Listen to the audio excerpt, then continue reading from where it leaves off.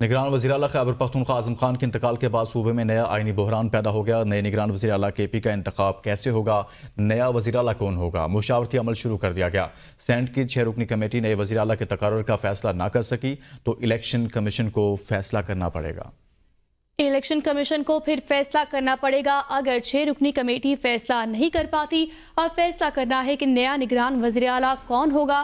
نگران وزیراعلیٰ خیبر پختونخوا اعظم خان آج انتقال کر چکے۔ انتقال کے بعد صوبے میں نیا آئینی بحران پیدا ہو چکا ہے۔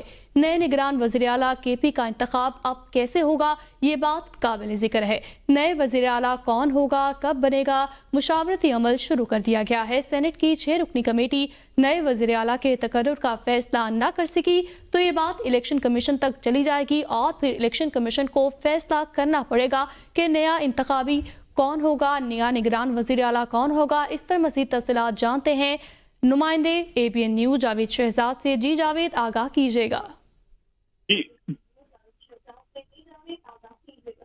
جی بالکل جی، ایسی صورتحال ہے کہ وزیراعلیٰ خیبر پختونخوا کے انتقال کے بعد جو اس وقت اپنا صوبے میں ایک نیا آئینی بحران جو ہے وہ پیدا ہو چکا ہے، اور اب نیا وزیراعلیٰ کون بنے گا، اس کا فیصلہ کون کرے گا، تو اس سلسلے میں مشاورت کا سلسلہ بھی آج شام کو شروع ہو جائے گا نماز جنازہ کے بعد وزیراعلیٰ کون بنے گا۔ الیکشن کمیشن اور سینٹ کی جو کمیٹی ہے نئے وزیراعلیٰ کے لیے اہم کردار ادا کر سکتی ہے۔ گورنر کے پی کے کی مشاورت سے بھی نیا گورنر لگ سکتا ہے۔ اسلام آباد میں وفاقی حکومت نے بھی نئے وزیراعلیٰ کی تقرری کے لیے صورتحال پر مشاورت اور قوانین کا تمام پہلوؤں سے جائزہ لینا بھی شروع کر دیا ہے۔ سینٹ کی 6 رکنی کمیٹی نئے وزیراعلیٰ کے تقرر کا فیصلہ کرنے کی مجاز بھی ہوگی، اور اگر مقررہ وقت کے اندر وہ فیصلہ نہیں کر سکتی تو پھر یہ معاملہ الیکشن کمیشن کی کورٹ میں چلا جائے گا۔ پھر الیکشن کمیشن آف پاکستان جو ہے صوبہ خیبر کے پی کا جو نئے وزیراعلیٰ ہے ان کے نام کا اعلان بھی کرے گی، اور اس سلسلے میں گورنر جو کے پی کے ہیں ان سے مشاورت کا سلسلہ بھی ہوگا۔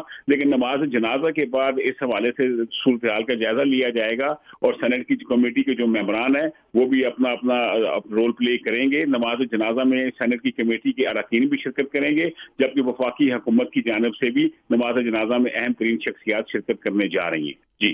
جی ٹھیک، بہت شکریہ۔ جاوید شہزاد آگاہ کر رہے تھے۔